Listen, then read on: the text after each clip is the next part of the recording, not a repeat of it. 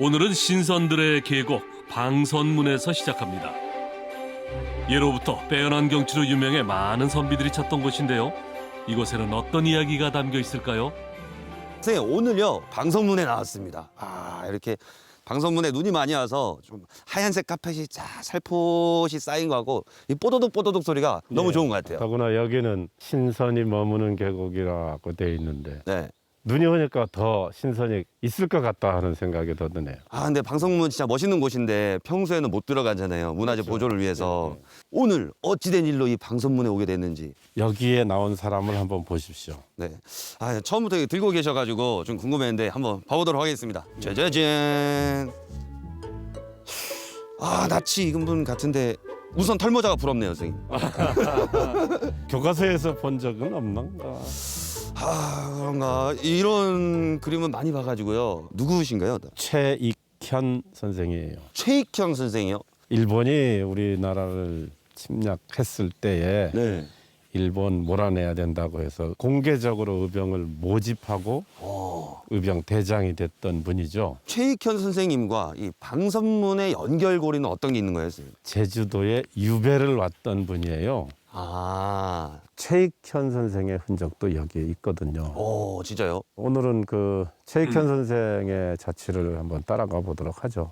네, 좋습니다. 우리 이렇게 새하얀 눈을 밟으면서 최익현 선생님의 길을 따라 한번 걸어보도록 하시죠, 선생님. 예, 좋습니다. 가시죠. 최익현의 유배길을 따라 길을 떠나볼까요? 최익현은 조선 말기 일본에 대항해 의병 활동 선봉에 섰던 인물이죠. 오늘은 조선의 정통을 이어온 마지막 선비 최익현에 대한 이야기입니다. 여기 최익현 선생이 쓴 글이 있거든. 네, 유한라산기라고. 네, 그걸 좀 보고 갑시다. 네. 여기 엄청 길게 있는데요? 면함 최익현의 유배길은 제주시 오라동 일대에 조성돼 있습니다. 이곳을 걷다 보면 최익현의 흔적을 쉽게 만날 수 있죠. 그러니까 최익현 선생님이 조선의 마지막 선비다라는 말이 있잖아요. 왜 그런 거예요, 선생님? 옳은 일을 실천에 옮긴 사람, 그러니까 행동하는 정의, 그런 상징적인 인물이라고 해서 마지막 선비라고 부르는 거죠. 올곧은 길만 가는 그런 분이셨겠네요. 스승으로부터 배운 것을 그대로 실천한 분이에요. 그 스승이 이항로라는 분인데 한 10년을 그 밑에서 공부했거든요. 이 시기쯤에는 성리학이 많이 쇠퇴한 시기죠. 이분이 내세웠던 주장을 한마디로 표현하면은 위정척사예요. 당시에 서구에서 들어오는 문물이 우리나라에 이제 영향을 미치기 시작하니까 그런 현상을 옳지 못한 것이라고 본 거죠. 그런 그 최익현의 주장에 대해서 많은 사람들이 공감을 했던 거죠. 위정척사의 지주, 큰 기둥, 이렇게 불렀던 겁니다. 그럼 진보였네요, 진보. 진정한 보수. 그렇죠. 조선 말 제국주의가 팽배했던 그 시기 세계 열강들은 조선의 개항을 요구해 옵니다. 최익현이 앞장선 위정척사 운동은 조선에 유입되기 시작한 서양 문물을 배척하고 전통을 지키자는 것이었죠. 최익현 선생님은 제주도로 유배를 왜 오게 된 거예요? 최익현의 머릿속에는 늘 위정척사 이것이 있었겠죠. 그래서 상소를 굉장히 많이 올린 사람이에요. 고종이 임금이 된 다음 10년이 됐어요. 그 전까지는 흥선 대원군이 정치를 대신했잖아요. 이제는 고종 임금이 직접 정치를 해야 된다. 그리고 지금까지 해왔던 여러 가지 정책들, 그것들이 백성을 괴롭히고 있다. 그게 받아들여지기는 했어요. 그래서 그 해에 고종 임금이 직접 정치를 해요. 그런데 반대파 신하들이 상소문의 내용을 문제 삼은 거죠. 흥선대원군 세력에 있던 내신들은 최익현의 상소문이 감히 임금을 능멸했다고 문제 삼습니다. 결국 왕위에 오른 고종은 아끼던 최익현에게 제주로 위리 않지 않은 형벌을 내리죠. 제주목에 유배된 최익현이 거주했던 곳은 현재 상가가 들어서 있습니다. 대신 표석이 남아 최익현의 적거터임을 알려주고 있죠. 최익현의 유배 생활은 어땠을까요? 선생님, 예전에도 유배 관련해서 몇 번 이야기를 나눴었는데 광해를 제외하고는 다른 분들은 제주도 사람들이랑 약간의 왕래가 있었잖아요. 그렇지, 교류를 많이 했죠. 네, 그럼 최익현 선생님도 제주도 분들이랑 교류가 많이 있었나요? 그 중에 대표적인 사람이 한 사람 있어요. 네. 혹시 간홍이익 아세요? 그렇죠. 간홍이익 선생님은 광해편에 배웠는데 그 폐비를 보호하기 위해서 유배까지 예. 보내진 사람이잖아요. 그분이 여기에 후손을 남기셨는데 구대손에 이기온이라는 분이 있어요. 오. 그 이기온이 최익현과 교류했던 사람이죠. 여기 문현사라고 있거든요. 문현사가 이기온 선생을 모시는 곳이죠. 제도 지내고. 두 사람의 우정을 볼 수 있는 곳이 바로 문현사죠. 문현사에는 최익현과 이기온을 기리는 제단이 있습니다. 최익현의 입도 소식에 제주의 많은 유생들이 학문을 배우러 찾아왔는데 그중 이기온과는 각별했다고 전해집니다. 여기 있는 요 글자가 귤암이거든요. 귤암은 이기온 선생의 호인데 이 호를 최익현 선생이 지어줬고 또 이 글씨도 최익현 선생의 글씨예요. 오. 그동안에 제주도의 많은 유생들을 만나게 됐고 그중에 대표적인 사람이 바로 이기온이었던 거죠. 최익현 선생님이랑 많이 이렇게 유대 관계가 깊었나요? 유대 관계가 어느 정도였는지를 말해주는 기록은 없죠. 그런데 이렇게 호를 지어줬다 또는 방선문에 마해명을 남기는데 최익현, 이기온 이름 둘을 나란히 썼다. 이런 것을 보면은 아주 밀접한 관계였지 않느냐 이렇게 추정할 수 있는 거지.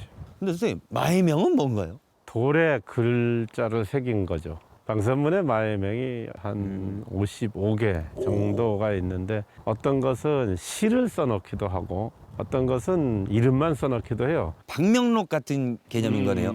그렇죠. 최익현 선생님은 도대체 얼마나 긴 시간을 제주도에 계셨길래 이렇게 많은 흔적을 남기신 건가요, 선생님? 그리 길지는 않았어요. 고종 임금이 최익현을 많이 아꼈다고 하거든요. 그래서 1년 3개월 남짓 유배 생활 하니까 이제 고종 임금이 불렀단 말이에요. 보통은 해배되면은 바로 가는데 이분은 제주도를 좀 더 돌아보고 싶었던 거죠. 그래서 한라산도 오르고 제주도를 삥 돌아본 거예요. 영주산이라 부를 만큼 신령한 산으로 회자되던 한라산에 직접 올라보기로 결심했던 최익현.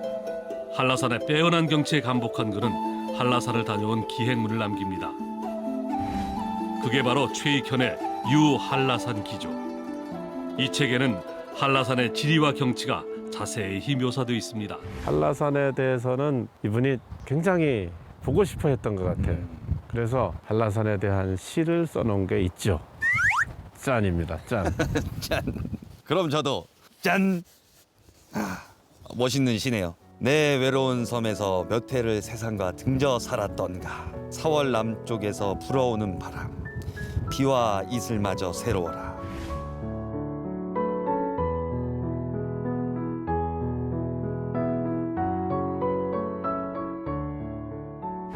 맨 끝이 자랑하리라잖아요. 자랑하리라. 그런데 실제로 네. 돌아간 다음에 친구들 앞에서 나 한라산 올라갔다 왔다 엄청나게 자랑을 했다고 합니다. 그때 당시 한라산을 오르는 것 자체가 엄청 힘든 일이고 귀한 일이었기 때문에 그렇죠. 이제 한라산 올랐다가는 영실로 내렸죠. 네. 가까운 데로 오지 않고 동쪽으로 돌았어요. 그 중에 들른 것이 가시리입니다. 가시리요. 최익현 선생님이 들렸던 이유가 꼭 있겠죠. 그건 있을 겁니다. 그럼 저희도 가야겠죠. 선생님, 가시리로 가시지요. 가시리로 가시리라. 최익현이 한라산에서 하산한 뒤 찾았다던 표선면 가시리로 떠나봅니다. 저희는 이렇게 멋있는 곳으로 들어왔습니다. 근데 최익현 선생님은 왜 이 가시리에 오시게 된 건가요? 여기가 한천이라는 분이 살았던 곳이다 얘기를 듣고 네네. 그럼 여기 가보자 한 거죠. 한천이라는 분은 어떤 분인가? 원래 고려 신하였거든요. 네. 대제학이라는 벼슬을 했던 사람이죠. 그런데 이성계에 협조하지 않은 거예요. 고려시대 신하로서 조선의 신하가 될 수 없다.